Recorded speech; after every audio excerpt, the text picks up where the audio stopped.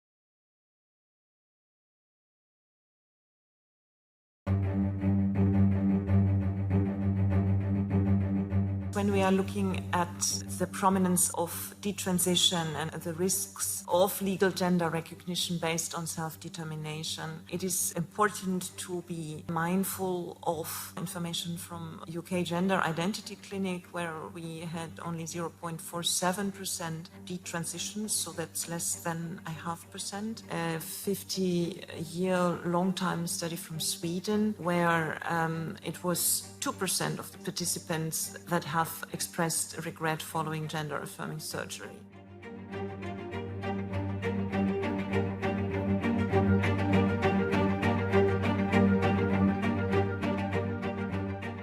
Actually, I feel like I'm being erased little by little.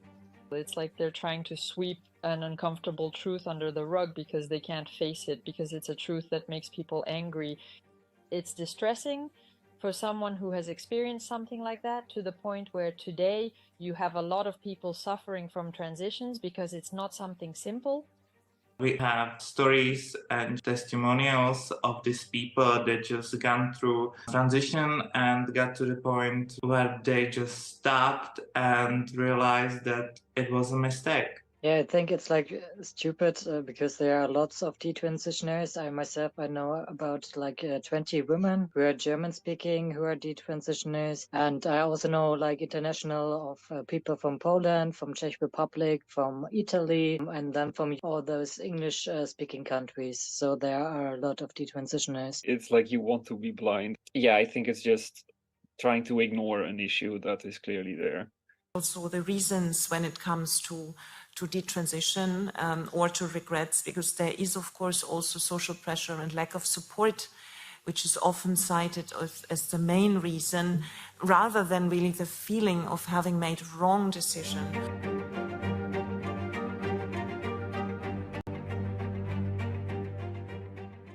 No, that's not reality. I'm sorry, but today we're still living in a society where LGBT people are actually doing very well in our Western countries. They're very well protected, very well accepted. So when one says no, it means you were oppressed, it means you experienced transphobia. No, currently in our society, when someone dares to say something that goes against this somewhat trans, somewhat LGBT policy, they face harsh criticism. So I'm sorry, but no. We can't claim that someone who detransitioned did so because of state transphobia or because people around them were transphobic. No. No, I actually didn't. I didn't experience any violence. For me, everything was fine. Just as I detransitioned, it was difficult to speak openly about it because then you're like the enemy for some trans activists, and it can be like really psychological challenging to have the issues with those people. I don't really think that trans people that transition because of a violence or of a lack of support. I think that trans people have a lot of support. For me, it was really easier to transition than the transition. The transition, it was public, right? It was in public media and everywhere. So the hate from the trans community was huge. It's just not true. I mean, it's such a simplistic answer to such a complicated thing. The whole issue is just way complicated than is usually shown in the media, but also especially by trans activists. So I feel like it's just a very kind of simplistic answer to change the narrative so that it still fits their agenda or their beliefs. Conversion practices, that is, therapies, pseudo-scientific and fraudulent interventions that aim at changing the sexual orientation, gender identity, or gender expression of LGBTIQ persons, taking different forms: psychotherapy, medical interventions, faith-based interventions of whatever kind, relying on different practices such as electroshocks, physical violence, hormone and drug treatment, or exorcism. That is why the UN, the Council of Europe, and the European Parliament have been calling member states to counter such unacceptable practices and ban them.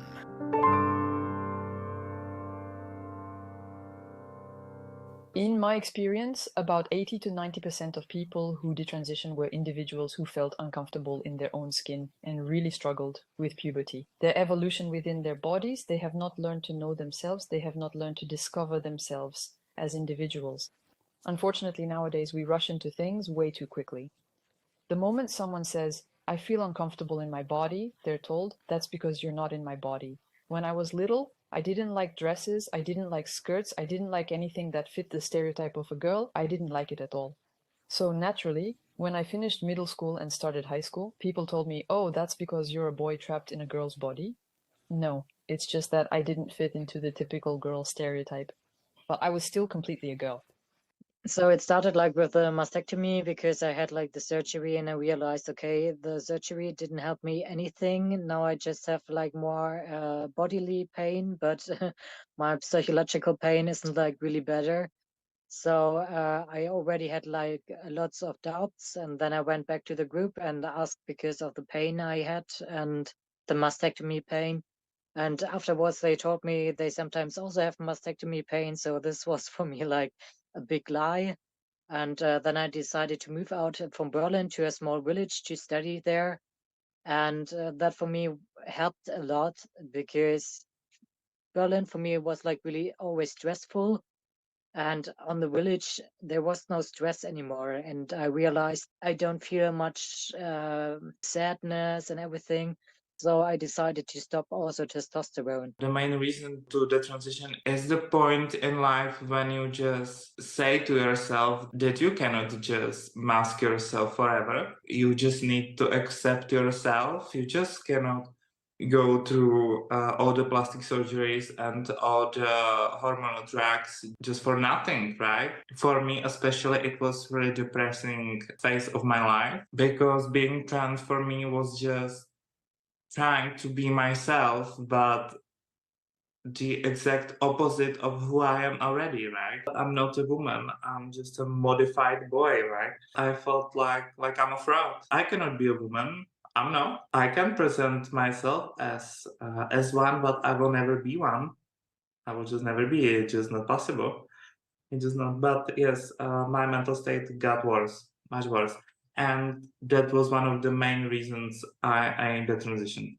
I think a lot of it is just part of growing up, honestly. Because when I started, I was late 18, 19. The treatment, they didn't really work and they didn't alleviate my distress. When I got older, I just, especially in your early 20s, you start to reflect on things like how you grew up, how, your parents, how that went. People that you've always had on a pedestal, you kind of start to break that down and you see things like everything is more nuanced, you start to reflect on a lot of things. So I guess that's what I did. And then I came to like insights that things that happened and how I actually felt and where that came from. And I started to understand that better. So I also started to understand more where these feelings came from that I wanted to be a woman. There was a detransitioner from Belgium. She did research with 60 detransitioners for need and support, what detransitioners need as support needed.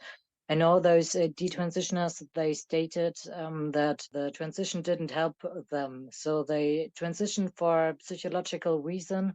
But after the transition, they realized they still have the same psychological issues. Well, it didn't help. Yeah, it was no problem with the family. It was no problem with the work background, but it simply was like it was not the right solution for them.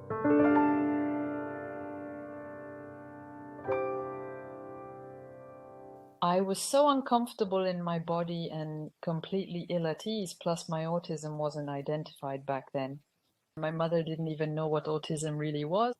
So on top of being weird, not fitting into any box, being autistic without knowing it, not having many friends, not fitting into social groups, plus the bullying, plus spending all my days online, on forums, on Tumblr back then, on Facebook, all these little elements lined people up side by side that led me to transition.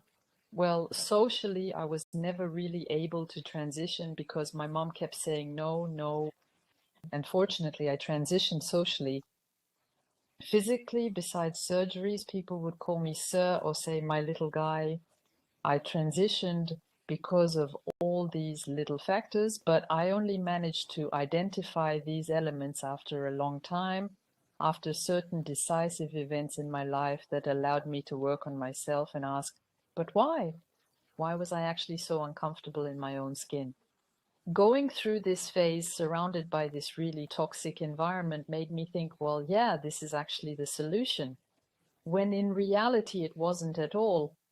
The main reasons was that I was soft. I was just playing with hair or just nails or just makeup because I liked my mom stuff, right? I was just watching just the makeup tutorials and I liked fashion. I like to dance. I've never had male friends. I always had female friends. Then I just came out as gay when I was 16. And then I just started to date my first guy. I felt like myself. I felt like I found myself, that I'm gay and I can do whatever I want. But then I really tried to be a liberal because I thought that that's something that I should do. Because when you're a part of the LGBT community, you really try to accept all of them. I was really trying to just be liberal and just accept even the trans people and non-binary people and just really feminine and just really masculine people, and I was just so okay with it. And then I found videos on YouTube that just led me to think like, okay, I'm feminine and I'm depressed and I hate my body, so what should I do? And trans stories was just telling the same symptoms as I had or just had, that they hate themselves, had depressions, were bullied, this stuff. And I thought that when I will transition, that these symptoms will go away and I will feel happy and I will be complete. Well, I'm like more like a butch woman. I'm more like a masculine woman, and also like all my hobbies are like the male hobbies, so called. I'm studying like electrotechnical engineering, and before I did like a apprenticeship for being an electrician, like a house electrician. Yeah, it always was a bit difficult. Like in the school, for example, I grew up in Bavaria, which is a bit more conservative. There the pupils were like divided between females and males, and it wasn't like a social accepted to have like a male friends for a girl. And for me, that really got a big problem. Girls from the more upper class, they always told me like, I'm not behaving in the right way. I'm not moving in the right way. I should be more ladylike. And for me, that was like simply terrible. It was not my way of being.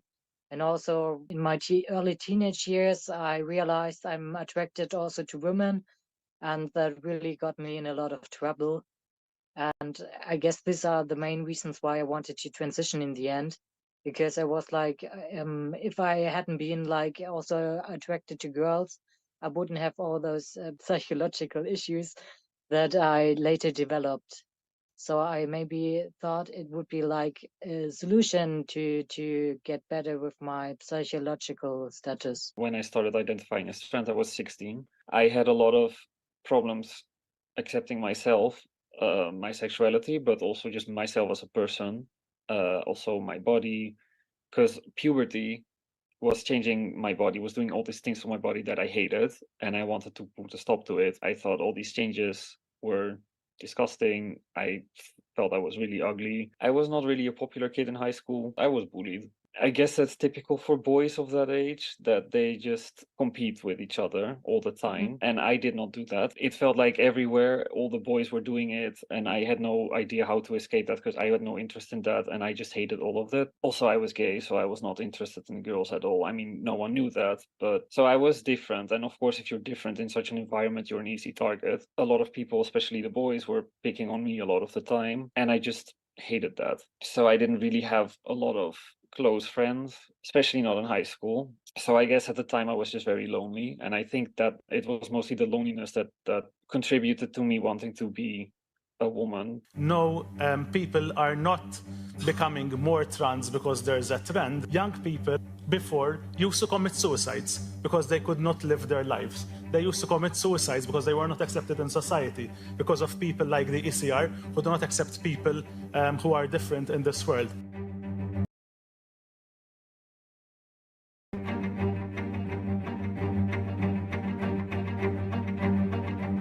Yes, completely. And not just by social media. I was also influenced by my friend group at the time because honestly, I never really had a friend group before. I have always dreamed of having a group of friends like all teens in middle school do. So when I got to high school and started having a group of friends, for me, it was a revolution. There was this influence from this friend group that was very different. And looking back, I think there were many autistic people among them, though none had been diagnosed. None of them were heterosexual or simply identified as a girl or boy. No, it was me saying I'm non-binary, I'm pansexual, I'm bisexual, etc. I knew nothing about any of this because my social media at the time was only focused on things I liked. Video games like Zelda or manga, romance manga specifically. I discovered all this entirely through this friend group, and gradually I thought to myself, this seems interesting. They seem to feel better in their bodies. So I started getting interested, and truly the more interested you got, the more social media would feed you suggestions like, check out this account, it's great, or look at this amazing image, especially on Tumblr, which was basically LGBT headquarters back then when I was in high school. And yes, it was this group that would say to me, are you sure you're like that? Are you sure? Look, you really do dress like a boy, though. At that time, I was just starting to discover myself as a woman. I was starting to wear dresses, tights, little boots. I had a handbag, and I liked myself. And I was thinking, wow, actually, I'm pretty. I look like the girls in the French movie LOL, which I watched a lot in middle school, and I thought, wow, so cool. But really, this group started saying to me, no, look, you can see it doesn't suit you. It's your mom who tells you to dress like that, which wasn't true at all. And I was so caught up in thinking, I finally have friends. I don't want to lose them. I thought, well, if they're my friends, they must only want what's best for me. I had this naive Care Bears view of life. For someone who is discovering it for the first time, let's be honest, young people are easily influenced since they know very little about the reality of our world. Someone who discovers and sees that there is a place on the internet where everyone appears benevolent and welcoming, 3/4 of them get fooled by this false impression. It's simply how things work in the online environment. I thought, something is wrong in my life, something is wrong with me because this is happening to me and not to other people. So there must be something about myself. I never went to a therapist, but I diagnosed myself, by browsing the internet, trying to look for answers. Then at some day I found a trend that was a thing. And this was in 2014, 2015, when this whole explosion happened, really at the beginning. And then I found that and I thought, okay, this is it. On the internet, if you look at how do I know I'm trans, they provide you with a list. It's like a checklist. So I did that and I looked that up, and so many things I could just check. Like as a child, I always liked wearing dresses. I always liked makeup. And I'm talking about like a toddler, like 4 or 5 years old. With like role-playing games, I always wanted to have characters where I was a woman, like the mother or the aunt or the sister or whatever. If I think about it now, that's just, it's maybe not typical children behavior, but it's a child, It's very common. I've talked to a lot of gay men, and a lot of them, especially the older ones, they say they had the same thing. And a lot of them also say, you know, if I was born your generation, if I was born nowadays, then I probably would have transitioned as a child. It was heavily influenced by my girlfriend at the time, who was also trans. This whole transition was really influenced by this person. It was from the moment when she left me in such a violent way that I started to rediscover myself. I thought, no, actually, if I'm like this, it's only because I was dating her and she was influencing me every day. And once she was out of my life, and despite everything, I'm the one who eventually kicked her out of my life, all of that just disappeared. Absolutely. I felt like I should transition, actually. It was not really about like thinking about it. It was really like I should do that because I'm the one, right? And even doctors were just telling me that I'm the perfect example of trans person. So I was really not doubting that at all. I thought that it's amazing step to do in life, but I was 100% influenced by social media. I was living during this time in Berlin, and there were a lot of transitioning groups for FTMs there, so women to male transitioning. Usually they were like 10 years above me from their age, but they all were like masculine women transitioning to men. It were like my role models, yeah. So I didn't need like the online stuff. I didn't need any YouTube videos or Reddit or something. I had like the real people in front of me, and they all told me how great it is to have testosterone and how freeing it is to have no breasts anymore and to go to the beach without a top. And so I didn't have social media. I just had the people around me and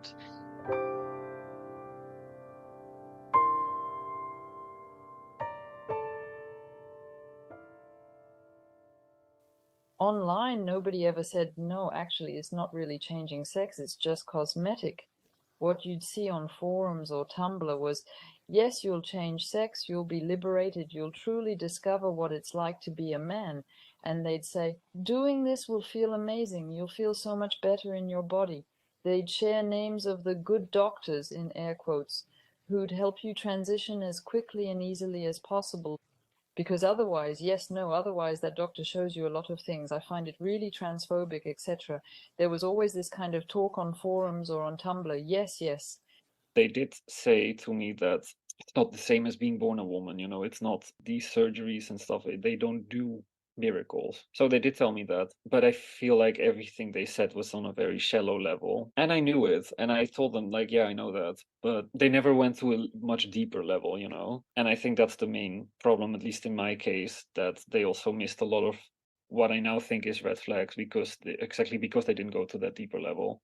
no, I think I never believed the story to really change the sex, but just to change the appearance for sure. I kind of believed the story like years before there were the butch lesbians, and now they shouldn't be butch lesbians anymore, but they should become men and then be together with their women, and then they're a heterosexual couple, and life would be so much easier. So this was like the main story.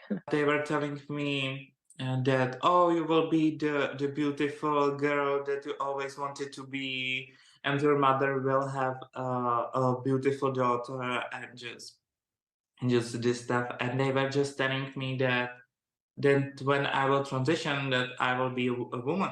I was so believing in that ideology. They explained that the bottom surgery isn't the only thing I should or I could change on my life. They were telling me that the operation is not the solution for everything, which I knew. And they were telling me that I'm a woman, but I only have a man's body.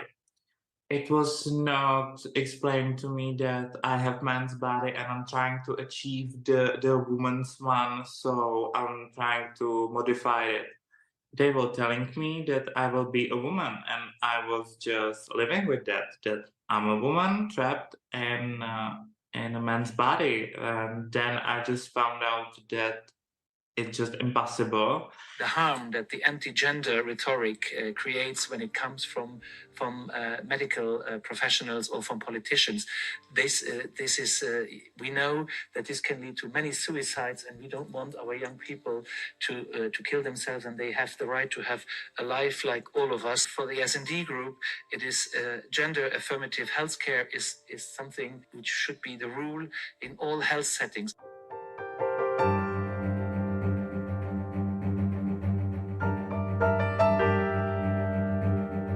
Very little.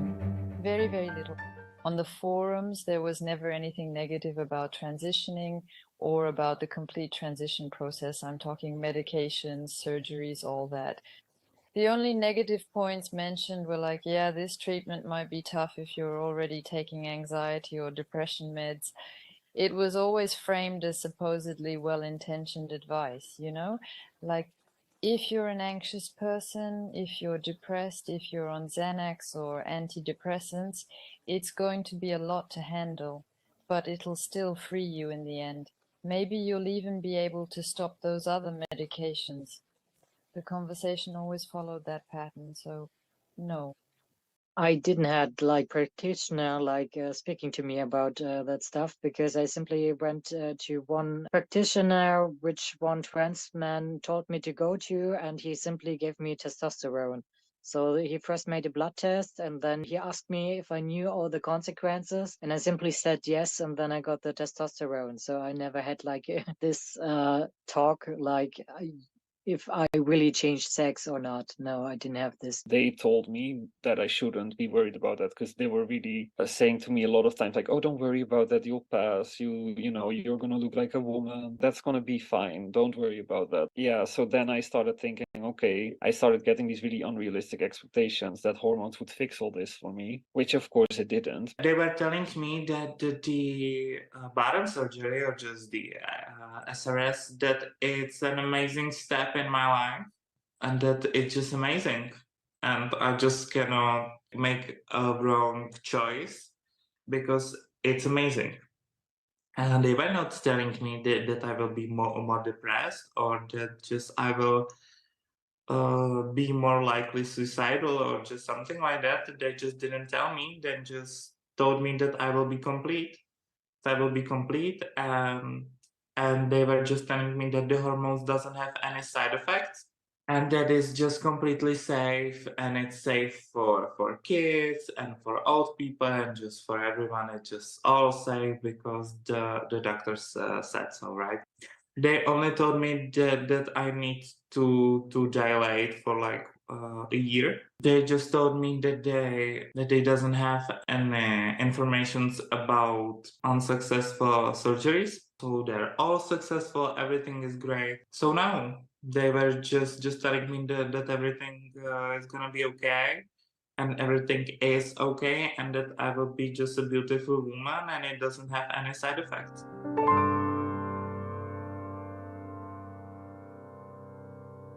For me, it's like difficult, because when I had like the problems, the issues with the pain after the mastectomy, and I still have it on some days, I talk like openly about it, because I think it's important to know about it to make the decision if you want to have a surgery or not. And that for me was like really a bit like lying in one other's face when you don't talk truly about what happened to you, which are the negative sides. And yes, this is the thing I really didn't like with the group. They definitely lied to me, but I think there were a lot of things that I should have known that they didn't communicate with me. Then they told me afterwards, when I already made the decision to detransition, they told me that they were concerned that self-acceptance for me was a big issue, that I struggled with that. And when I hear that, I couldn't believe it, because I'm like, how can you, a teenager who you realize has a lot of issues with self-acceptance, how can you let them go on, you know, this path? To me, it sounds ridiculous. Yes, of course, I was lied. And first, I was just really mad, you know, I was just mad at everyone. I was just feeling like my life is ruined because of them, because I just believed in something for 6 years, you know, and I found out that I was really lied to. The fight for the trans community to not be stamped as mentally ill, leading to exclusion and stigma, has been long and ongoing. And still, the community is facing more and more backlashes in many member states, but also worldwide. And this is fed by disinformation about the trans community. It's hateful comments that we're seeing everywhere and that are unfortunately also repeated in political arenas and also in this house. I think we can all agree that everyone deserves proper healthcare, no matter their background, income, or gender identity. And that's why I'm very happy we are having this discussion here today. And we know that just accessing proper healthcare can already be challenging, but for the transgender and non-binary community, there are even more hurdles, not to mention very long waiting lists. You should not have to wait for years to get trans-specific healthcare, and it should not have to cost you a fortune to be able to be yourself.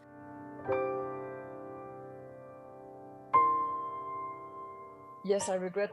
I was lucky not to transition physically or take medications, no mastectomy or anything like that. I had this fortune thanks to my parents who stepped in and said, no, actually, you're not going beyond this point. But yes, I still have regrets. If one day someone gives me a button and says, you can erase this from your life and have a normal adolescence, I would press the button. Yeah, definitely.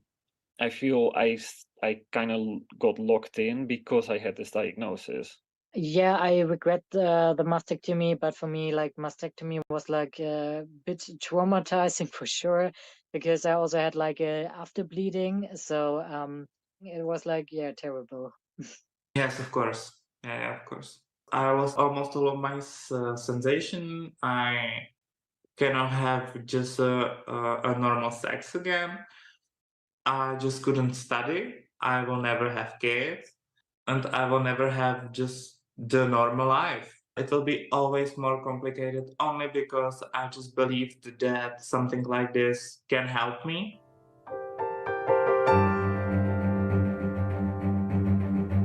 What made me wake up, it was a suicide attempt because I was so miserable in my own body.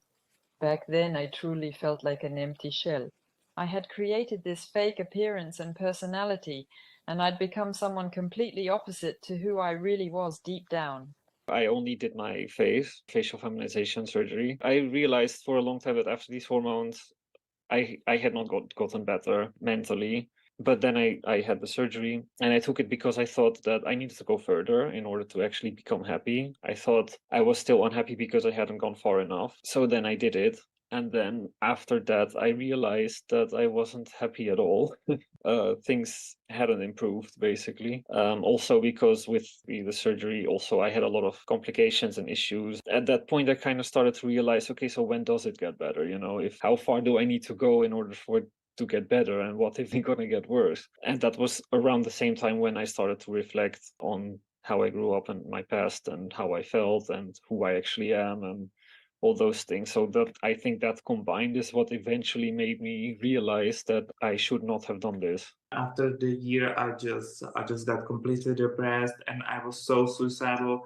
I was depressed even before, but in the transition, I got more depressed like every day and just heavy depressions, and I just couldn't even just get up out of bed or just normal study or just normal work or just do just normal things. It was not very possible for me, and my mental state gone from bad to worse. Also, we are very vocal when it comes to defending sex and relationship education, which is in the UN Convention of Children's Rights. Every child has the right of age-adapted, comprehensive sexual education, and this makes them resistant. And they when they hear about other possibilities, they know that they are not sick and that they are normal, that they're just different.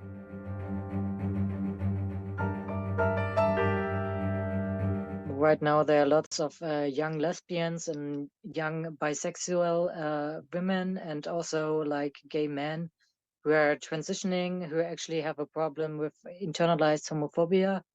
And it's actually nowadays a new form of conversion therapy.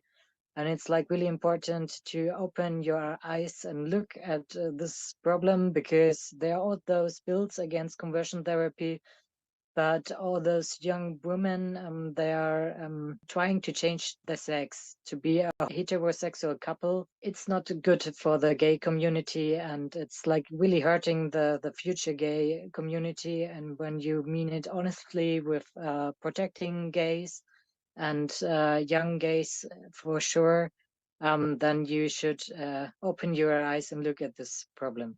I was raised in a family where homosexuality is completely banned, that it's just something completely just not normal. And then when I found out just trans people, I felt more normal, right?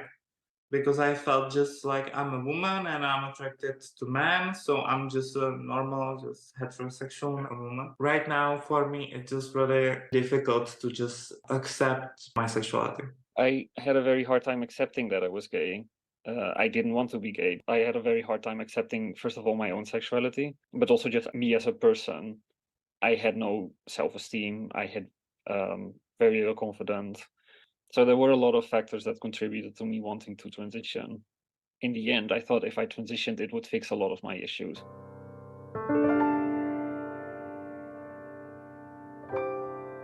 I've never gone to see a doctor, clearly, for this sort of thing, since my parents would just give me a flat-out no, really a direct no. I can imagine some parents maybe thinking, okay, well, we better not talk about this. I think it's very important also to talk to the parents, alone, but I don't think, at least in my case, they didn't do that. And I know for more people that they don't do that. Me being a teenager, of course, I'm not going to listen to my parents, because all the therapists and all the, supposed professionals, they all complied, they all agreed, they all confirmed and affirmed my trans identity. So then if my mother tried to go against that, it would just make me angry, because I would have this feeling like, all these people they are the professionals and they confirm it, and then you don't, but what do you know? It just made me angry. So there was not much my mother could do, especially by basically saying that she was transphobic and didn't want a trans child. They just undermine her authority as a mother, as a parent. So she was just trying to protect me, which every parent does, right? We also recognize, of course, the realities of trans, non-binary, intersex, and queer people. We indeed push for self-determination and also access to health. We have set up a subgroup for LGBTIQ equality within the high-level group that brings together member states. We also have facilitated projects like Health for LGBTI people, and the idea there is that we want to set standards of health. It's fantastic that we have a Commissioner for Equality, the first time in the European Union, because Commissioner President von der Leyen says we have to thrive towards a union of equality. And your Commissioner and you working into this direction, and it's very good to have allies in the Commission working on this issue.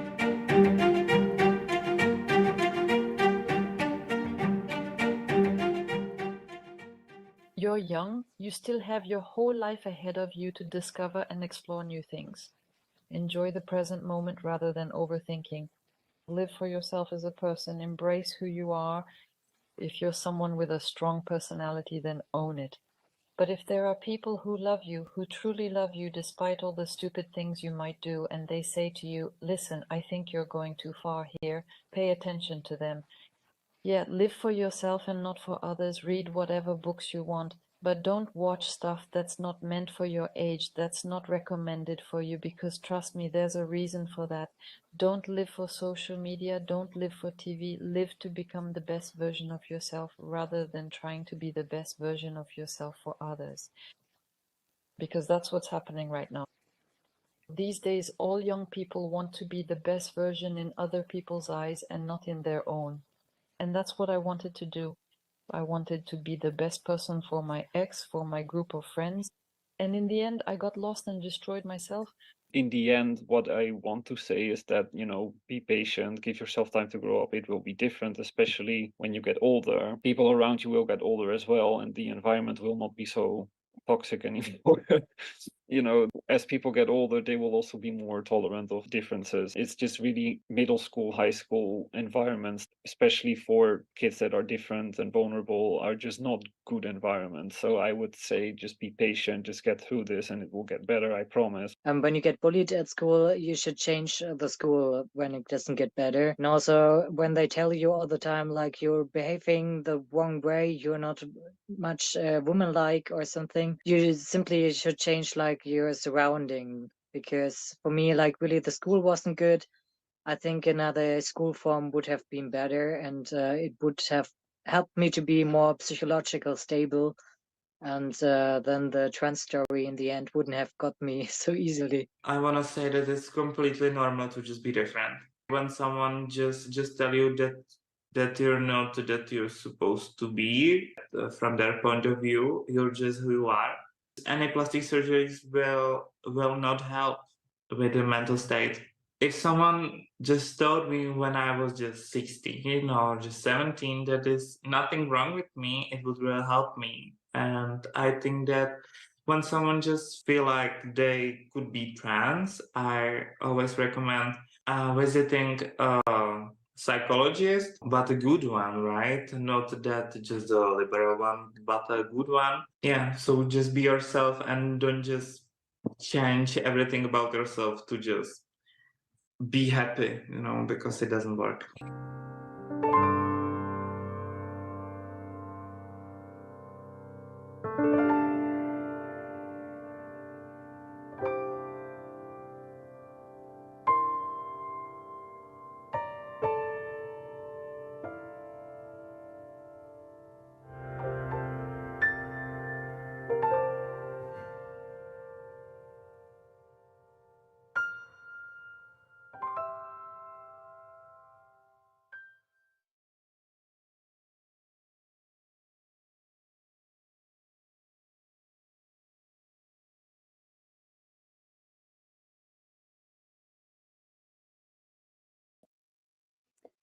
So thanks everyone for watching the film. Again, that was by Sophie Robert.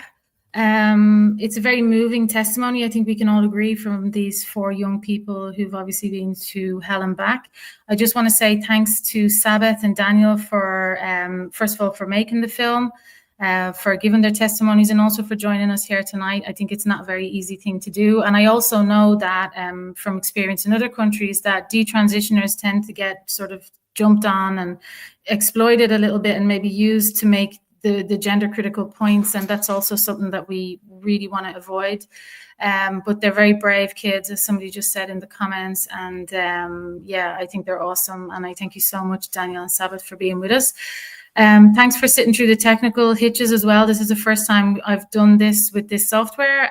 It's not something that I'm very used to, and you can probably tell that we're not well funded by billions in funds and grants and stuff from various organizations. Everyone here tonight is a volunteer.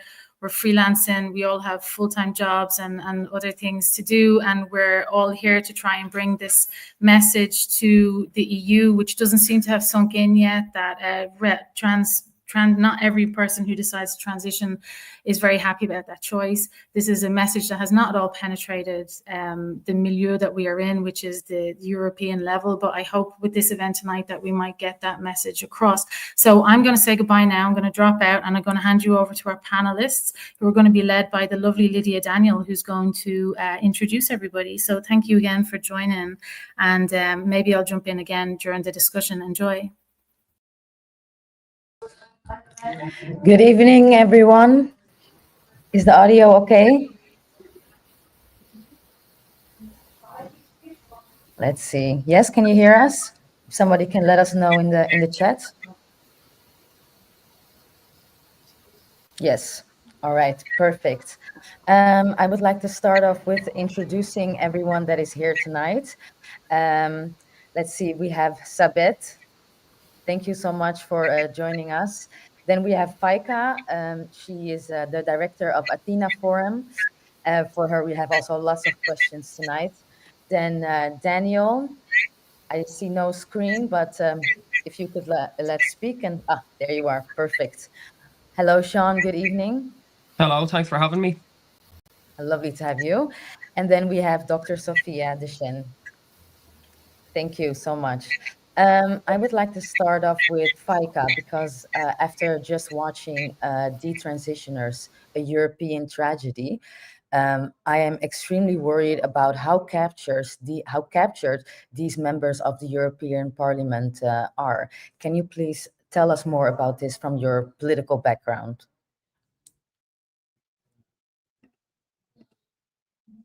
Yes, thank you. Good evening to everybody. Thank you for having me. I think it is a very important film and also a documentation of something that clearly, as we could see, the institutions themselves are very ignorant of and arrogant about. And I think what has become clear is two main aspects of what compose this machinery that we are up against. One is the echo chamber that they have built around themselves. And the other aspect is the institutional capture. So what we could see, and I found it to be very striking in contrast to the stories of the detransitioners, was the statements made by the politicians. And not only by the politicians, because if you had a closer look at who they actually are, so some of them are politicians of so-called progressive parties, and they repeat a narrative that is given to them either by their assistants who prepare them for these meetings and the hearings and the committees, or that they have as general narrative already within their party. So this is a very general sentiment. It's talking points basically that we can find throughout, whether it's the Social Democrats or it's the Greens. It would be very similar also with the Liberals. So it is this narrative that they are just performing there. But then you also have, you had two individuals who were there as co-presidents of an intergroup. It is called the LGBTIQ intergroup of European Parliament. And it is one of the most influential networks within European Parliament. It has 140 or 150 members who are all cross-party members of European Parliament and who are organized in this LGBTIQ intergroup. That means that they bring together parliamentarians on purpose, and they not only feed them with the reports, the statements, the demands that come from the lobby side, from the trans activists, but they also actively liaise with these NGOs. They have events and meetings that they all come to. So this is the environment that they are then embedded in. And of course, the co-presidents or the spokespeople for this intergroup, they have a political agenda on top of the narrative. And then you have a third group, which is the experts that they bring in. So you had an expert there speaking, Silvana Jus, actually, who is now there, or who was present there as an expert. Before that, he was member of the cabinet of Helena Dalli, who was the commissioner for equality, and the whole LGBTIQ portfolio was in her responsibility. Before that, he was working for the Maltese government, and Malta has a very strong influence here and is pushing very hard for gender identity ideology or for trans rights, or has a trans activist position. But before that, he was working with one of the big trans activist NGOs with ILGA Europe, where I myself worked. We were actually colleagues back then. So you have this whole moving through the NGO sector, governments, back to institutions, and then you get an expert status. But you can actually expose them, and you can see that they are carrying narratives in a very, very dangerous way. And so what then happens is that at the same time, embedded in these narratives is that anybody and everybody who opposes this is not only in general harmful or contradicts their position, but is framed as being part of an anti-gender movement, which is equated with the far right. So this is how this whole thinking is established. And then if you have a group that contradicts this, like detransitioners, they are not even recognized. They are completely ignored, denied, and you just hear them come in with their usual talking points. So I think it is possible to have a closer look at this influence. There is a very good report by the OECD that describes this as policy capture. And this is what has happened within the European institutions, within the European Union, also within the Council of Europe, which is even worse maybe, that it is policy capture by all of these elements, have to have very, very influential stakeholders and to have them only from one side. And stakeholders from the other side are absolutely ignored and are not part of this discussion. Thank you, Faika. That sounds actually really frightening, because if you are already painted off as the bad guy, so to say, if you speak out against this, so how do you propose we could stop this? Or what ideas do you have that we can at least start to engage with the European Union on this matter?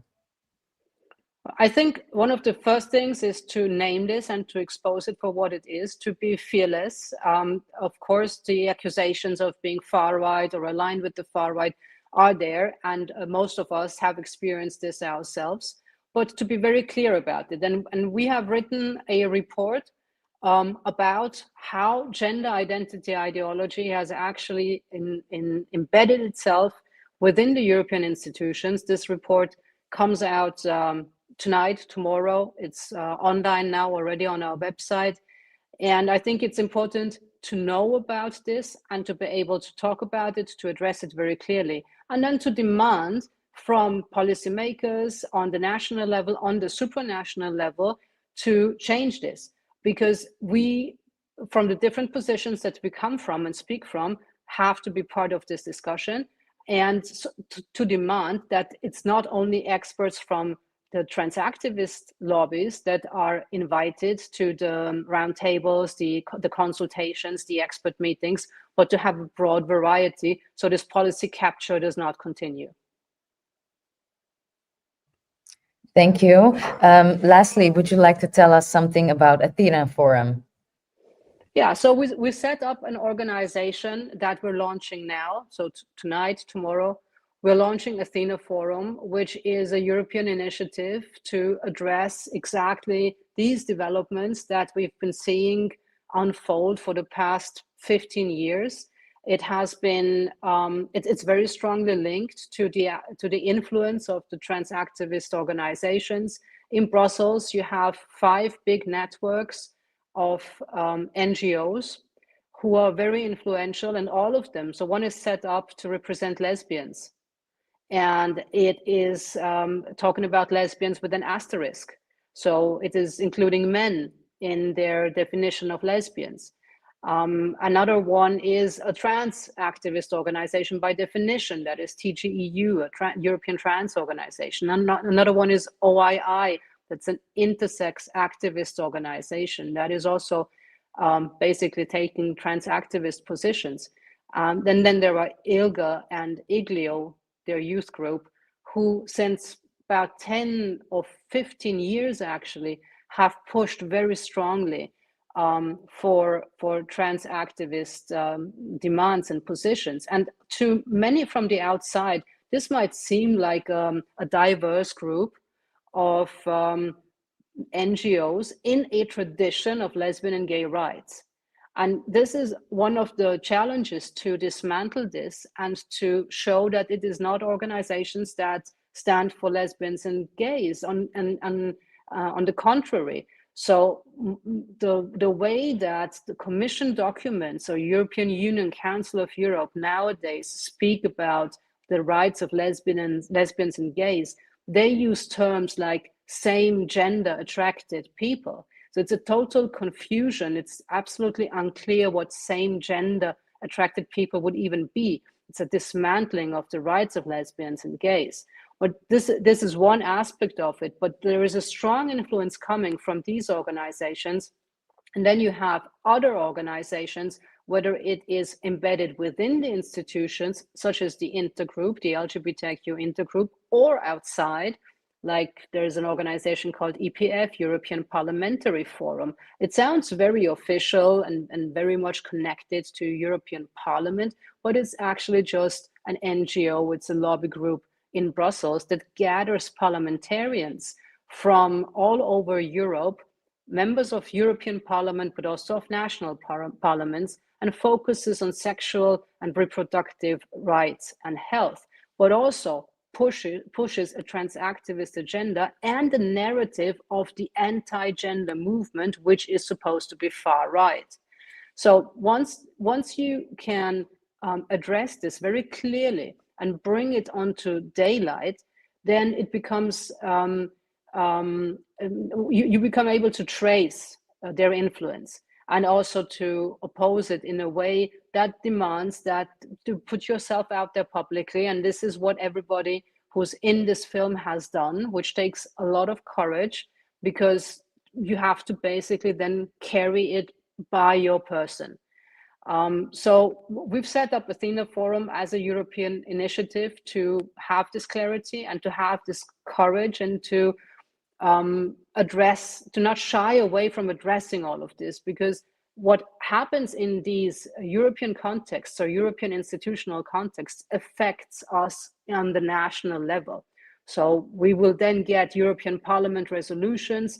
It's mentioned in the documentary, whether it's UN level or it's EU level or Council of Europe level, it is taken up and then it is used as an advocacy tool on the national level by either trans activists or by other institutions that follow the same line of arguing and have these positions. One institution is the equality bodies, for example. On the national level, we have equality bodies, ombudspersons. They are organized on the European level in a network called Equinet. And this network has already decided more than 10 years ago to take up strategic casework for trans issues. So they are doing this systematically. It's truly a huge machinery. So it will be very difficult to find either individual positions on the political level by politicians, by commissioners, or by political parties who will be able to ask questions, to be critical, and to involve others in their consultations and in the drafting and deciding on policies and on other measures. And the funding, maybe just to say as a last aspect, the funding, because there is a lot of money, and I'm talking about dozens of millions of euros that go to the NGOs that have a strong lobby established. And on the other hand, you will not get any kind of funding if you're critical of these positions. Thank you, Faika, and good luck with Athena Forum. We look forward to seeing more about that. Thank you. Sabet, thank you so much for joining us tonight. I was very much impressed by everything we saw from you in the film, and so I'm pretty sure the audience thought so as well. So thank you so much. Now, in the film, we saw that sexuality played a big role in, eventually being led on this path to transition. Can you tell us maybe a little bit more about what would have made it click more for you to accept your sexuality? What could the environment and maybe especially parents have done in that aspect? Thank you very much. Firstly, I think in my, for me, the school played a big role in my transition later, because I think actually my parents couldn't do anything anymore because they were like really accepting. My father always thought I'm a lesbian, and my mother didn't think so, but I don't think they would have had any problems with it. But in the school, it was like really difficult because we didn't have any openly gay teachers, no lesbian teachers. And it just was like a really conservative part and I'm not sure what would have helped me in the end. As I already told in the movie, like changing the school probably would help me a lot, but that would have been it. Yes.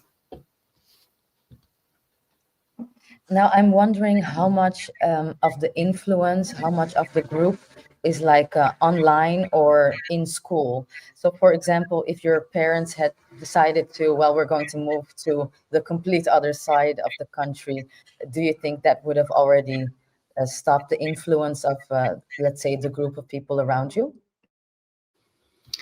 No, actually, I transitioned later in life. So I transitioned after my school time when I did my apprenticeship in Berlin, and I there met a big group of female people who all transitioned at the same time, but usually they were like 10 years older.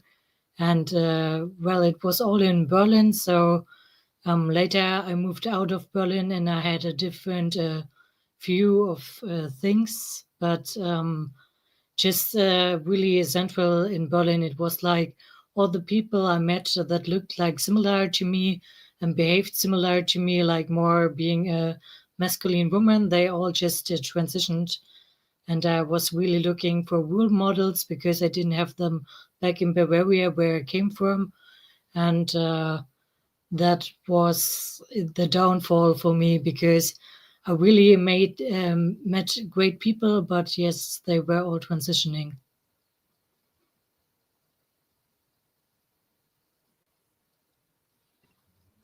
Thank you, Sabet. Now, you've been speaking out about this in the film, and many more detransitioners are coming out. How do you feel about being ignored? Well, it's not nice being ignored, but I'm now speaking out for, I think, 3 years or something.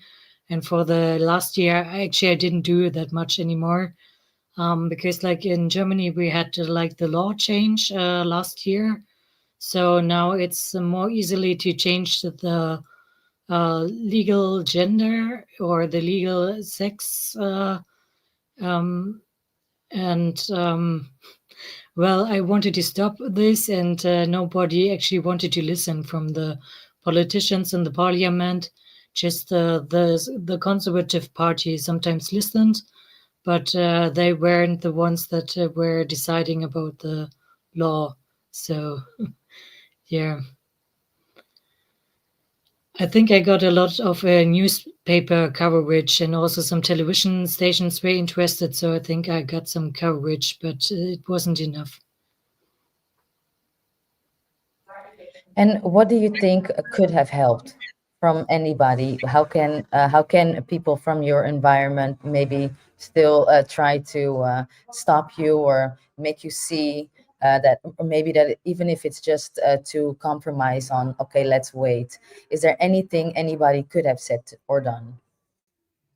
Oh, in my past, actually, I'm not sure about it. I think like because it was like of my traumatic past, I was looking for therapists that could have helped me, and I really didn't find good therapists during that time. And so I decided by my own to start the transition because people were telling me it would be a good help for my psychological well-being, but in the end it didn't help. And yeah, I think I'm not sure what people could have told me, but just some other role models simply would have helped a lot, I guess. And when you say role model, you mean a role model for a young lesbian, you mean? I'm bisexual, but yeah, just a more masculine woman who's good in her job, who has a good relationship, and who has a great future. And that would have been like great. Yes. Okay, thank you so much. Daniel, hi, Hi. Hi, perfect. I have the same question to you, actually. Considering how much accepting your sexuality, how much of a role that played, was there anything that we, maybe as a society, parents, friends, what would you have needed at the time to accept more your own sexuality? That's a really good question because I found out I'm bisexual and not really just like only homosexual, and I married a woman and we're just happily married, and it's I have a nice life right now, and all I can say is just I just needed acceptance. That's just all I needed. And I was bullied my whole life. I was taught that something is wrong with me. I was taught that I will never be a man, that I will never marry a woman. And I just, I felt like it's true. I just felt like all right, I'm just useless guy, so I will become a woman. That was one part of me. And when I saw the happy people that was telling the same things as I felt, then I had just no choice than to transition. But I really don't know what society would or should do to make me not transition, really, because I was so into it. I thought I knew, you know.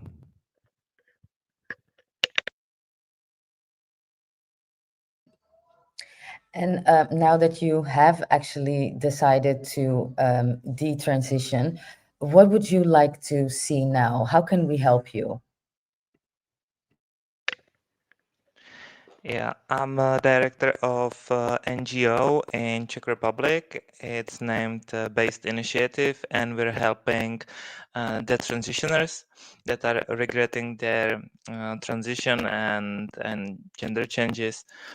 And really, I think that the most important part is that people need to be informed about it, and trans people need to have all of informations that they can. I think that transition is always a bad idea.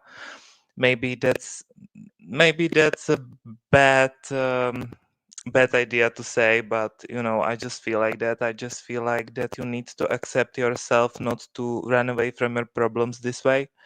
And I think that people should accept themselves for for who they are, and not just to change their bodies, because it will just not help. Well, if getting people informed is one way to stop this, then I think this film definitely does that. Because, as we have seen, everybody really thinks that this is, the best way to go. Now, I have another question, and that is, do you think that detransitioners get enough of a voice in this debate?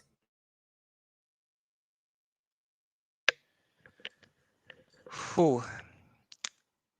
In Europe, I don't think so.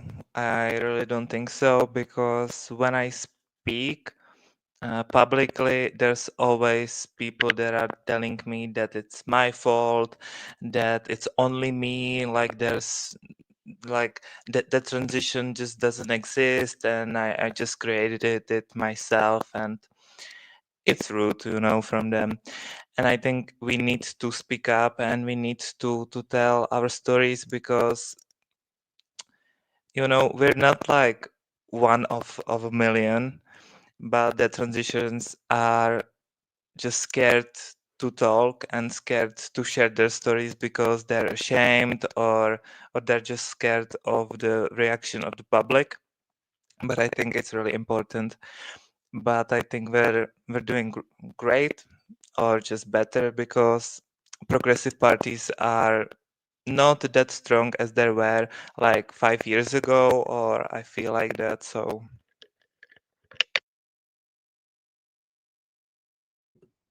Yes, it takes a lot of courage to speak up about this.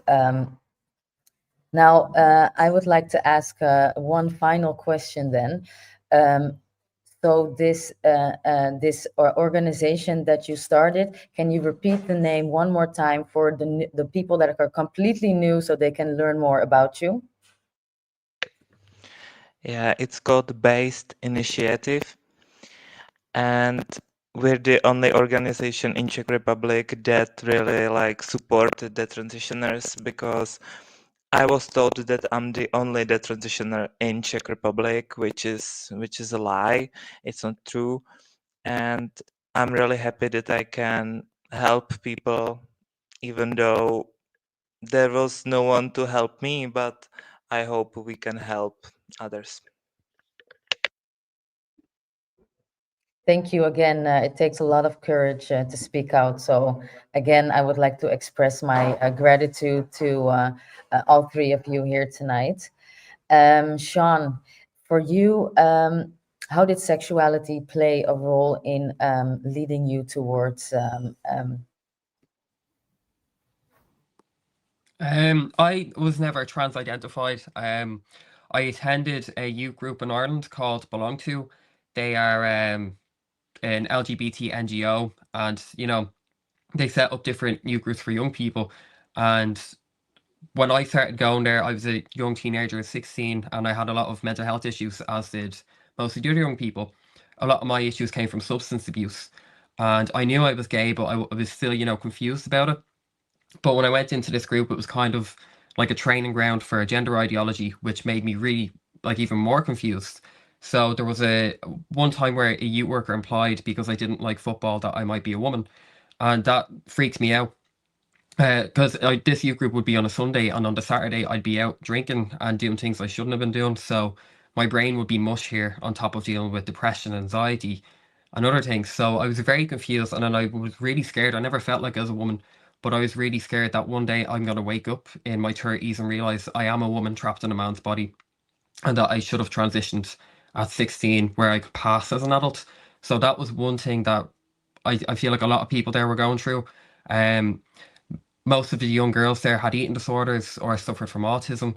They self-harmed, and the young boys just hated their bodies, or were trying to accept the fact that they were gay. And this led a lot of them to really fall into the ideology. So in other circumstances, there'd be people that didn't really understand it that would come into the group, and they'd question it, like, what is non-binary? And the room would erupt in anger and tears, at this person for questioning it.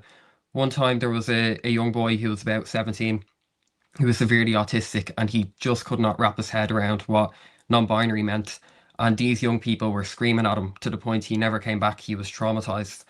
But what I think about that now is, who's to blame? Is it these young people being told this ideology will define their life and they need to fight for it? Or is it the adults in the room who are telling them all of this and trying to, tell them, you need to fight for this? Your life is going to be miserable if you don't get trans acceptance, and so on and so on. And they're scared, so they're going to react this angrily. And a lot of these young people have now grown up to be very vocal trans activists in Ireland and in the UK, because they never got out of that mindset, because they're always scared that, we're all going to lose our rights, and they've been sold this lie. And I just find it very heartbroken and very frustrating, and it's hard to know who do you blame for all of this.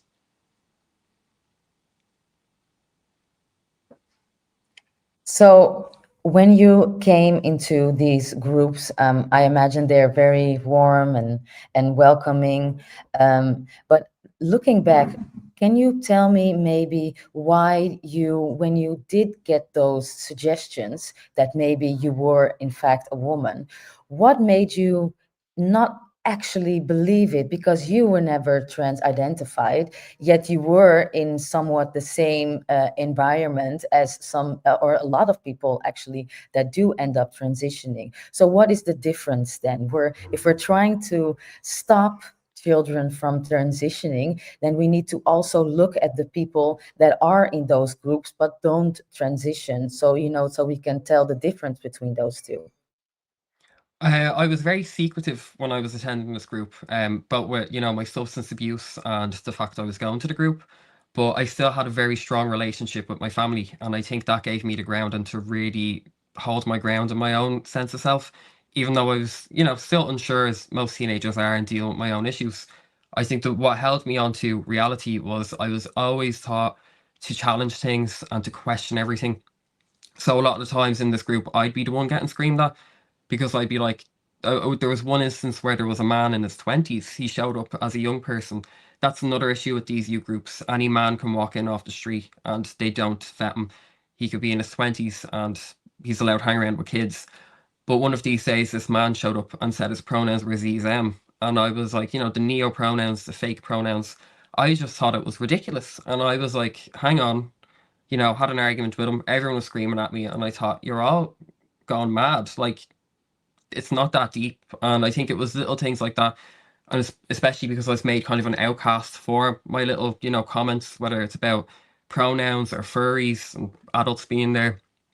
I think I felt more emboldened by it then to kind of question it more and kind of wasn't afraid to annoy them, I suppose. Not being afraid to annoy, I like that. Can you tell us maybe a little bit more? Because it seems like there are some serious safeguarding risks. Absolutely, yeah. So the adults is the biggest safeguarding issue. Being able to come in, like there was a lot of things that went really wrong for other people. In my own experience, I was brought to nightclubs when I was 16 by these adults, and I just thought, oh, I'm cooler than the other people. Like I'm the one going to nightclubs. They'd buy us alcohol, not within the youth group, I will say. It was off the premises of the youth group, but because the youth group allowed them to come, that's how we met these adults who would take us off then. And there was a few instances where, young boys, bad things happened to them because that was set up. And then another aspect that comes in there is, sorry, I'm losing my train of thought. So the adults, yeah, obviously that's really, they're coming in, meeting young people, taking advantage of them in one way or another.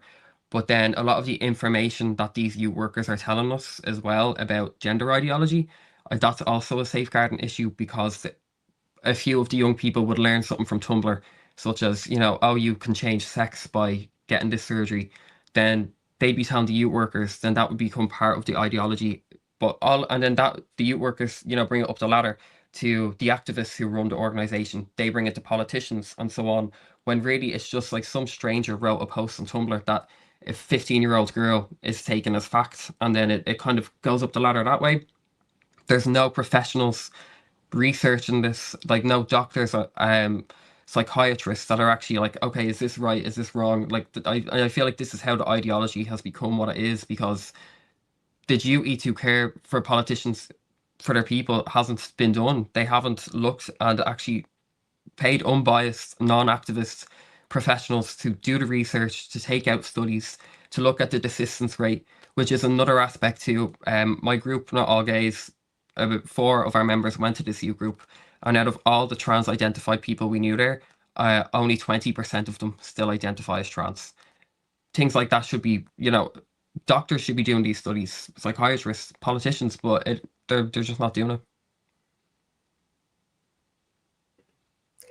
Thank you so much, Sean. You're absolutely correct. We should have, more, especially from the medical field, speaking out about this. That's why I'm so happy to have you here, also on the panel. Can you please tell us more about your medical background and then how you are viewing at this? Sorry, I don't have a medical background. I'm just I suppose no, sorry. Maybe I was unclear. I meant Dr. Sophie Deschen. Oh, sorry. No, don't worry about it. Maybe I was unclear. But thank you, Sean. I absolutely agree with you that more from the medical fields should be, speaking out about this, because if only 20% end up still being trans after so many times, then surely doctors must also see this. Psychiatrists must also see this. I mean, if we can, how can we get them involved, and what's their perspective on this? And that's why I wanted to continue to Dr. Sophie Deschen. Maybe you can shed some light on this from your perspective. Thank you. Good evening, everybody. And I just want to mention how brave these young people are to speak out. I think it's important to say it because it's not an easy thing to do. And I'm very impressed, and I hope it's going to encourage other young people to speak out. So thank you to the three of you. So about the medical profession not speaking out, I think people are scared. There's a lot of pressure. You know, it's very difficult because the less people speak out, the less people dare to speak out, and it's like a vicious circle. I live in Belgium, and there's a conversion therapy ban that was put in place about 2 years ago, I think July 2023. And since then, it's even more difficult not only to speak out, but to treat people. Because I don't talk about trans identity, I talk about gender dysphoria. So, you know, I see young people, teenagers, sometimes young adults coming to see me with gender dysphoria. And of course, as a psychiatrist, the first thing I will do is a psychiatric assessment to have a bigger picture, you know, the clinical picture of what's happening. I also try to get all the etiological factors, so that means the causes, basically, that explain the gender dysphoria. And then from there, I'm trying to help them. I've got many ways to help them. I just want to mention that I always work with another mental health professional because I look after the family. I support the parents. Sometimes I do some family therapy. I often have to do some screen detox. That helps a lot. And I work with a psychologist or psychotherapist that will help the patient by himself or herself. It usually takes us, I would say, between 3 and 5 consultations to just stop the patient talking about his or her gender dysphoria. It doesn't take long because around gender dysphoria, there's a lot of questions about who they are. Of course, there's suffering, so you have to treat the suffering sometimes with medications. Sometimes therapy is enough, but the questioning themselves, they don't know who they are, and just by helping them first to find the questions they ask themselves and then to answer them. So it doesn't take long to stop talking about gender dysphoria. But anyway, obviously it's a very dangerous thing to do as a mental health professional because of the conversion therapy ban, because people of course will call us transphobic when we only trying to help the patient. My opinion, my analysis of the whole ideology, and is that trans identity is obviously, I'm not going to talk about the ideology, I'm talking about what trans identity means to me as a mental health professional. So gender dysphoria is a symptom. You have other symptoms usually associated to that symptoms. You can have depression, you can have anxiety, you can have autism, you can have all sorts of other problems. Trans identity is, for me, would be with a medical language, would be like a symptomatic treatment to a symptom that wouldn't go away. So, but anyway, as a doctor, my aim is to offer my patients a curative treatment. You know, like when you have an infection, you take antibiotics, the infection goes. That's a curative treatment. If you don't have any antibiotics, then you can give symptomatic treatment, like painkillers, and hopefully the infection will go. But anyway, trans identity is only the last resort, for a person, and it would only be offered to somebody who is able to give consent, and I think that's the most important thing in this situation. You have teenagers, you've got young adults with mental problems. Teenagers with mental problems cannot give consent, and that's all. That's just stop the questioning about giving them, hormones or offering them surgery because they are completely unable to give consent. So we should just stop talking about transitioning for teenagers and young adults with mental health problems.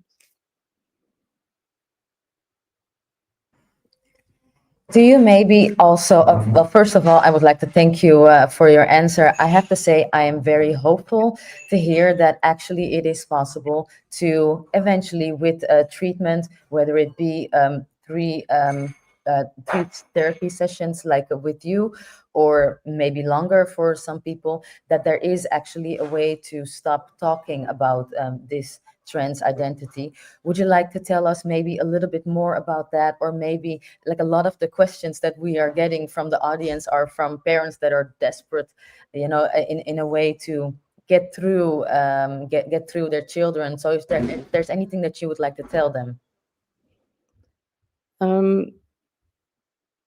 So I'm just going to explain. So after a few sessions, they stop talking about it.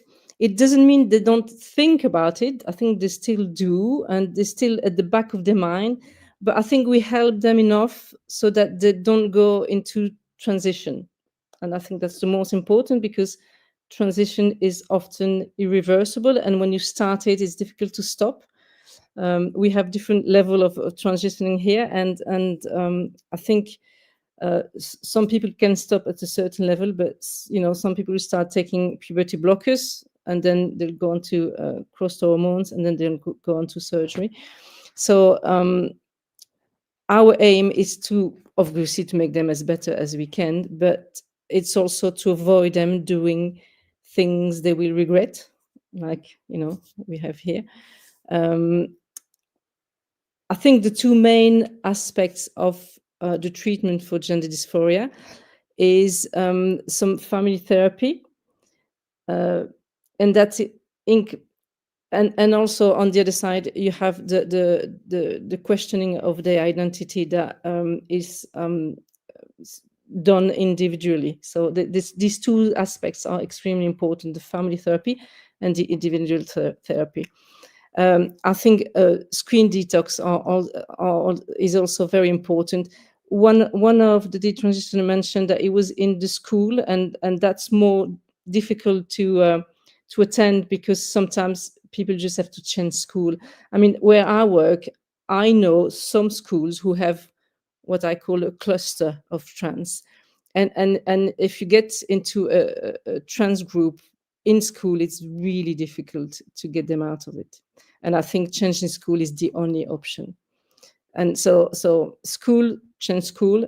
If it's a screen contamination, you just have to stop them and work with the family to improve the communication within the family in a non-aggressive way, because for these parents, it's extremely stressful. I mean, I can't imagine, what parents are going through.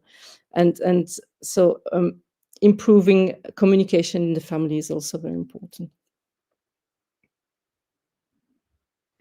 And what actions can you still take when there is such an conversion therapy ban? Because I know that these bans, they're trying to roll them out over different countries in the European Union.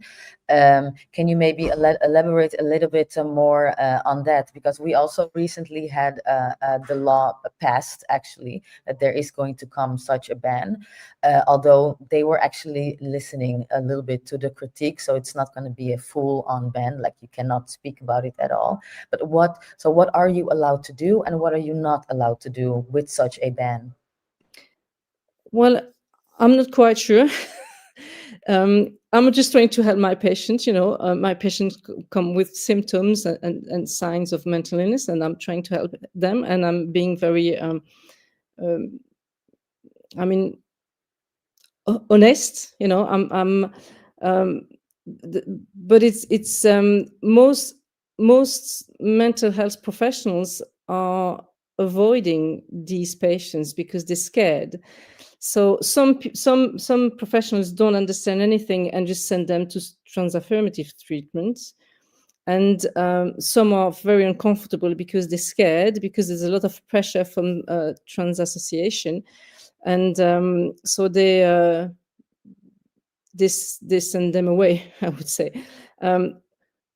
We have an association that is trying to make politicians react and realize what's happening. As a group, we were trying to make a list of mental health professionals that would agree to take these patients, but we never managed to get a list because every time we ask people, they refuse because they were too scared to be labeled as a practicing conversion therapy band. So it's actually very difficult in Belgium to find professionals who are ready to try to help these young people. And can you maybe explain for the viewers that are completely new and for whom maybe this movie was the first time to even hearing about this, why are people in the medical field so afraid to speak out? And what interest could there maybe be involved in, you know, getting people to stay silent about this? Well, in Belgium, they're scared to spend 3 years in prison, I suppose, because that's what the ban is about. So, you know, you just if you are known to be a mental health professional that is not going to affirm the gender, the trans identity, then you could end up with some complaint, and then, you know, I don't know what could happen. So it's a very difficult position. But can you, for example, like talk about it with colleagues, or is it only towards the outer world, for example? Or is there sometimes, do you think that your colleagues actually might be thinking the same, but that they are too afraid to speak out? And oh, they do think like me. They agree with me. We can speak openly about that. There's no problem, but nobody will speak publicly. And so they will completely agree with me. But when I ask them to speak out, they don't, because of the risks. so how did you think that this conversion ban then came through if it was not something that apparently, for example, within your environment, something that everybody thinks? If it's not coming from you, then I can't really say how and why they ended up passing. Well, I've got my idea, but that was just my opinion. I think, you know, there's a lot of pressure and there's a lot of money into, you know, trans associations were subsidized a lot, and the lobby is very strong. That's all it is, I think. yes, the lobby seems to be very strong. That's also what Faika was talking about earlier. I would like to thank you all for coming here tonight and to talk about this on the panel. I think that especially for people that are, let's say, first introduced to this subject. And again, I would like to thank especially Daniel and Sabet for speaking out about your personal experience, and Sean for your courage also. I think it's time to maybe take some questions from the audience, if that's okay, unless there is something that one of you really would like to get off your chest beforehand. Raise your hand, or no? All right, then I'll see if there's any questions from the audience.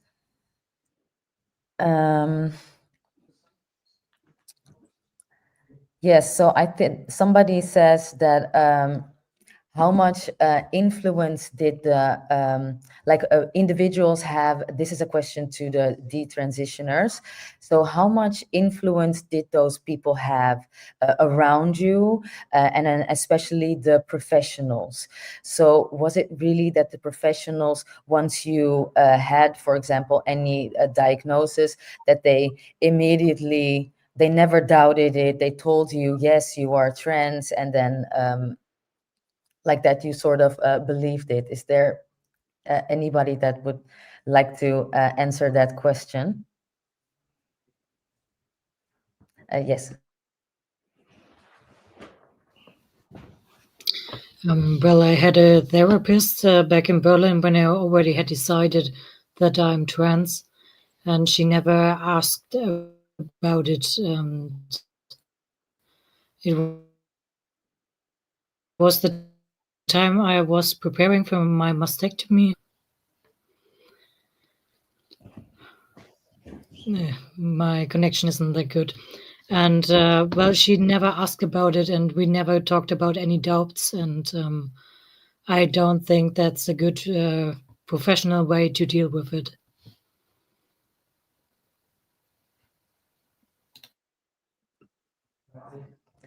Thank you, Sabet. I agree with that.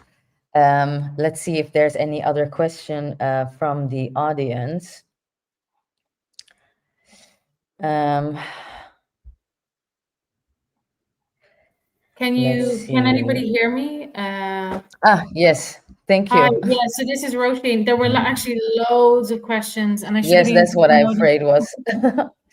That's what I should have been noting them down, but I just want to make my own brief comment before I know Anne-Louise had plenty of questions. A lot of them actually you covered them, Lydia, which are basically like what can parents do to stop it? Was there anything anybody could have said to you to make it stop? You know, what influence have fathers had? All this sort of stuff. I think we covered a lot of that. I think that the reason for this event that we were having tonight is because there's a real disconnect between, you know, this law that comes from above that says no conversion therapy, and then the practitioners like Sophie who are on the ground who are like, you know what, I'm not going to take, well, not you, Sophie, but people who are in your industry, I'm not going to take that patient because I'm afraid of what it means. And I suppose what we're trying to do here is to show the real effects of these high level, highfalutin, ideological, you know, things, ideas that were thunk up in bureaucracies, and then the real effects that they have on the ground. And what I suppose I want to know is like, to what extent is it making it much more, my view would be that it's going to make it way more difficult for anyone to know where to get help in the future. Like parents are terrified. They don't know, like, if I join this Facebook group, am I going to just be surrounded by indoctrinated parents? You know, I admit I join all these groups. I join a lot of Facebook groups that are for parents of trans identifying kids. I join all the groups for trans masked women. I join all the groups for femboys. I join all the groups, and it sounds like an unethical practice, but the reason I do it is because there's no researchers doing it, because nobody would fund that kind of research. And I see like the terror in these groups, like the parents, they, you know, the young women, the young men, they fall into these kind of traps. They fall into these kind of very difficult to these sort of, it's almost like a cult. It's very difficult to unentangle themselves from, and they ask for recommendations, but the recommendations are always for the affirming doctor, the affirming surgeon, the surgeon that won't ask questions, the surgeon that will fill in the papers for the insurance, you know. These sort of rules that come from on high, and especially when they come from the EU, because this new conversion therapy ban recommendation is not going to be binding. So we can all sort of just fob it off and say, oh, well, it's not that important. It's just sort of a recommendation. But it does have this filter down effect where countries, when they want to be good EU member states, they'll say, right, we'll implement, a conversion therapy ban. And what you end up with is mental health practitioners who have these people in front of them, parents and kids or whatever, and they just don't know what to say to them. Everyone's sort of lost, except the affirming doctors who are like able to make loads and loads of money. And I just sort of wonder, how you can work within those confines. I don't know, like for the detransitioners yourselves, like, you know, what do we think that these conversion therapy bans are dangerous?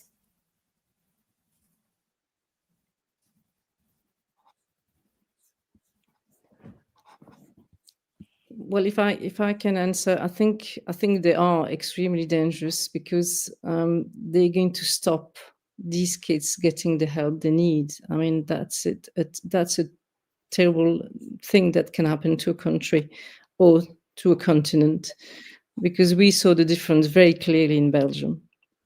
Mhm. Once it was passed, then nobody wanted to be known as, a mental health profession that could help. Everybody sent them to the transaffirmative treatment.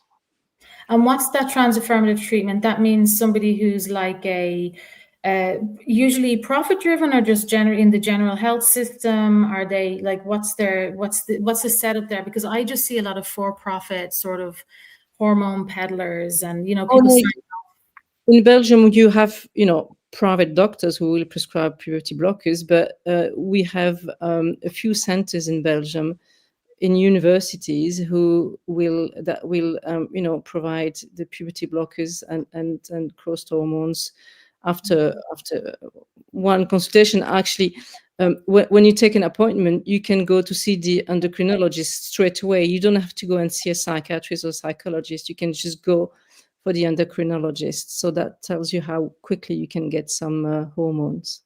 Yeah, the idea because if I may add something to this, so in some countries where you don't have self-ID, the psychotherapists also take the role of being the ones who will give you the statement that you need to transition legally, or they will also be your pathway to social transitioning, or will confirm you on that way.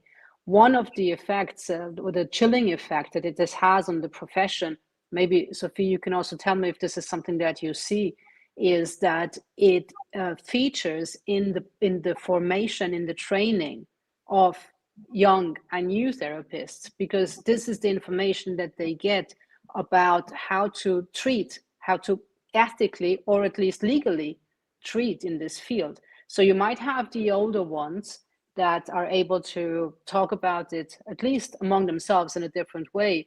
But then you have those that come in training and that receive this kind of information through workshops, through conferences, and as part of their formal training also. And now what I also want to say is that this does not even stop on the legal level. So now the push is to have legally conversion therapy bans, and so-called comprehensive conversion therapy bans that focus on gender identity and gender expression. If it was about sexual orientation, which it implies, it would not be an issue at all. We would not be discussing.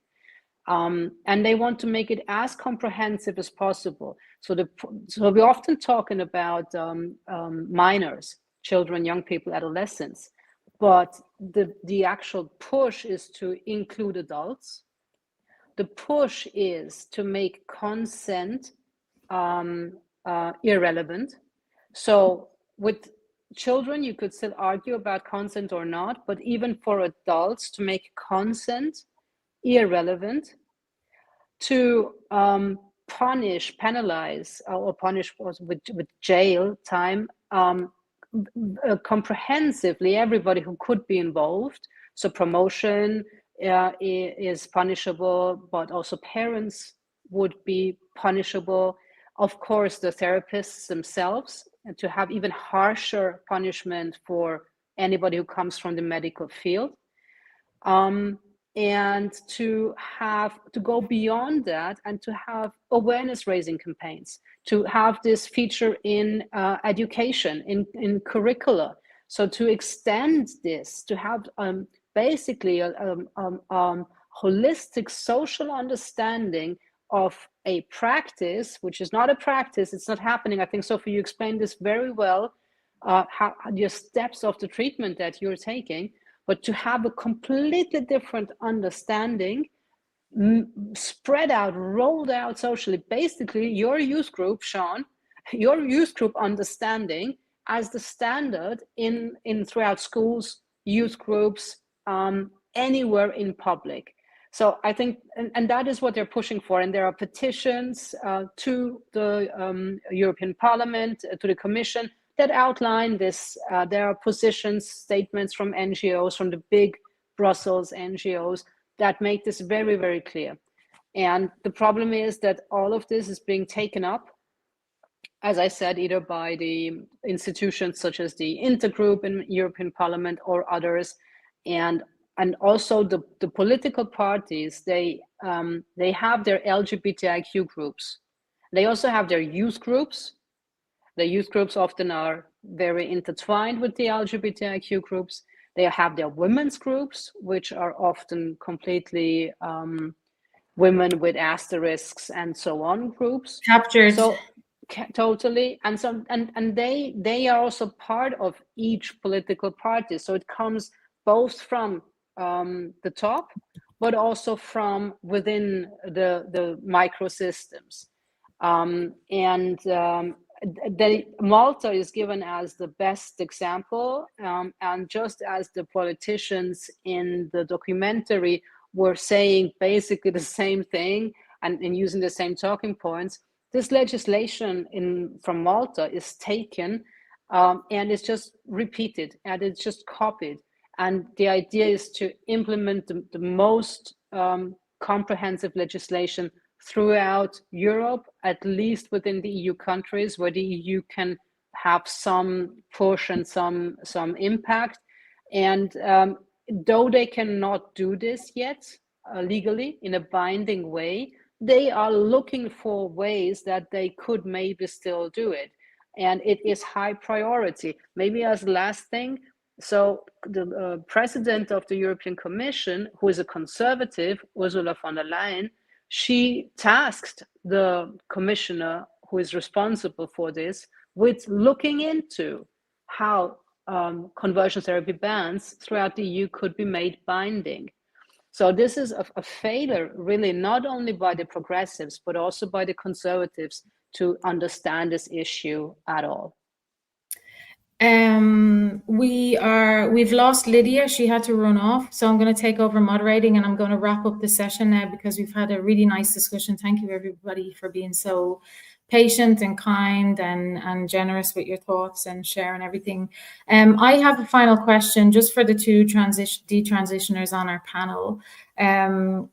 I just want to know why, because we've had experience in the Anglophone world with detransitioners, and the people expect a lot of you, and then you enter this whole other community where you're suddenly exposed to a different set of demands and stuff. And I just wanted to know, why did you agree to participate tonight, first of all, and in general, why are you doing this kind of activism now?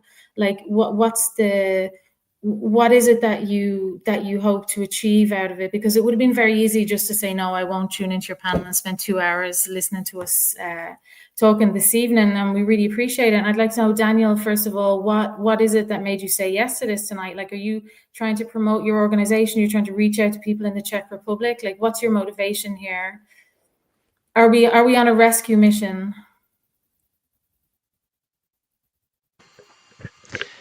That's a good question. You know, I started just sharing my story only because I wanted to help others. It was the main reason.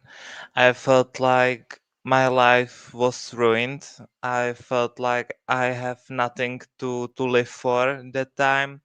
So I thought to myself that I just need to help others, you know, and I was like, if one person will be survived, that it's amazing, you know. And I was used to being hated. I was used to being called names, so it's like nothing new for me. And I hope we will be able to help others, to just inform people. And you know, I wanted to participate in this documentary just because I wanted to help. That was the only reason. That's very kind and generous of you. Thank you. And Sabith, would it be the same for you, or is there any other reason? No, actually, it's like the same. Like, I did the activism like maybe 1 year ago or 2 years ago. Like, right now, I'm not that active anymore in this topic.